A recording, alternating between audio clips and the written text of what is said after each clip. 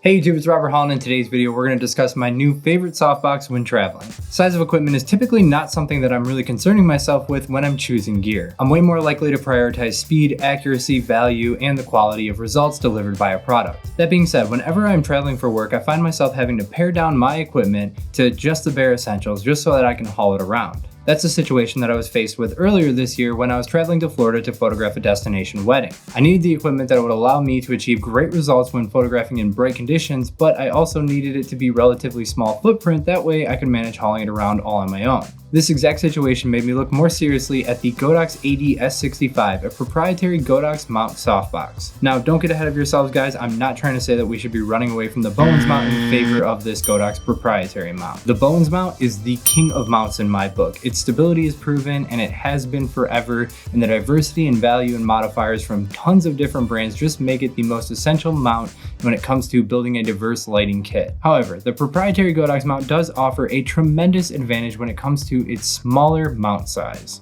Now, before we dive into the pros and cons of this softbox specifically, let's talk about what you can even use it on, because the Godox mount is proprietary and only available on a limited amount of lights. I'm not sure if it was used on anything before, but the very first time that I saw the Godox mount was the original AD600, which came in 4 versions. There was a very popular AD600B and AD600BM. AD600B was a Bowens mount with TTL, and the AD600BM is Bowens mount with no TTL or manual only. But there was also the AD600 and the AD600M, also with those TTL and manual only distinctions. Due to the popularity of the Bowens models of these products, Godox continued making everything else either Bowens mount or easily adaptable to Bowens. So all of their AC strobes in the X series were Bowens mount, and products like the V860 version 2, AD360 version 2, and the AD200 all had Bowens mount adaptability through products like the S bracket. And it wasn't until the release of the Godox AD400 Pro that we ever saw the Godox proprietary mount again. But even that AD400 Pro shipped with a Bowens mount adapter in the box. None of the speedlight products such as the AD200 or V860 version 2 can even work with the Godox proprietary mount because the head is simply larger than the opening for the mount. At this moment, the only products that even have a Godox mount on them are the AD600 and AD600M, the AD400 Pro, and the upcoming AD300 Pro. Okay, with all that out of the way, let's actually talk about the AD-S65 and the AD-S85 Softbox. These two softboxes are pretty much identical except for their size. The AD-S85 is 33 inches and the AD-S65 is about 26 inches. The massive benefit to these softboxes is their tiny size when they are collapsed. With a typical Bowens mount softbox, I am unable to put it in my lighting bag, which normally houses 3 stands. I can't even fit it in my lighting bag when there's only 2 stands in there. However, the AD-S85 or 65 both fit into my lighting bag even when there's 3 stands on the inside.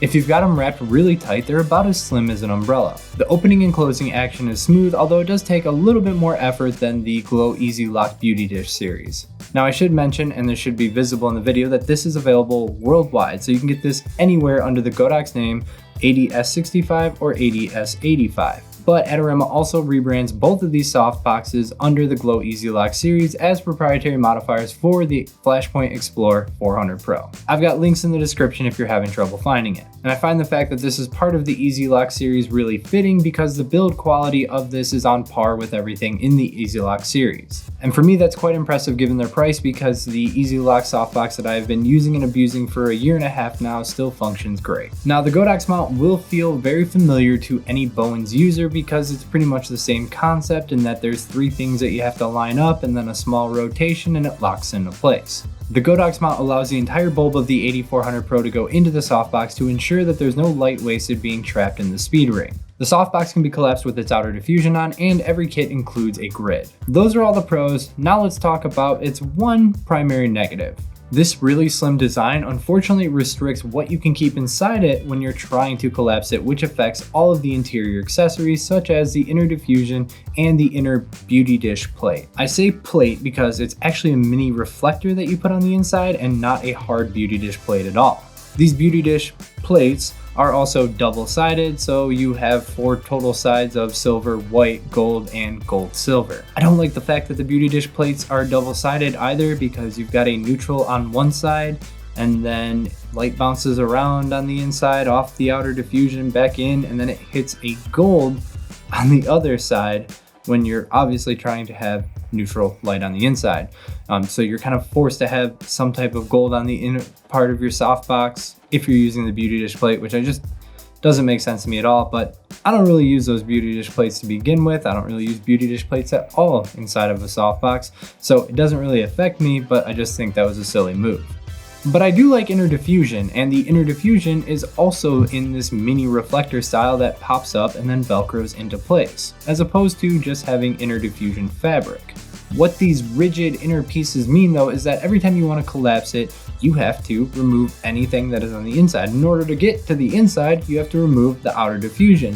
So every time you want to collapse it, that means you're peeling diffusion and ripping something out of the inside, which can be annoying if you're trying to use the inner materials a lot. I understand that a rigid beauty dish style plate could not be used because that wouldn't close either. And I understand interior diffusion would get stretched too thin if you tried to collapse it, so they made it a disc. That way, there's no way you could try to collapse it. What I'm saying is, in order for Godox to deliver all this in such a small softbox, they would be forced to make these type of design decisions. So for me, I've only used this softbox with its outer diffusion only. I find that I'm quite satisfied with that light quality, and that allows me to enjoy this softbox and use this softbox without the hassle of ever taking off that outer diffusion. Even if you do find yourself needing something like inner diffusion or the beauty dish plate on the inside, I figure everyone's going to have their one favorite setup for the softbox, and it's most likely that they're going to set it up that way, do a whole shoot like that with the softbox configured that way, and then tear it down at the end. So really you're only setting it up and tearing it down once per session, which isn't too bad. So all in all, if you're an AD400 Pro user who occasionally has to travel, or you simply appreciate keeping a very slim kit, then I really urge you to check out these two softboxes. I'm pretty sure these softboxes will stay relatively unknown for now, just because there's only so many AD400 Pro users. Practically nobody out there owns the AD600 with the proprietary Godox mount, but I do imagine once the AD300 comes out that these are going to get a lot more popular, as they're going to be the only softboxes available natively that will mount directly to it without the use of the S2 bracket. Oh, I almost forgot. Some of you don't believe that a softbox will do softbox things unless you see some sample shots of it happening. So for the rest of this video, I'll let some BTS using the softbox play out.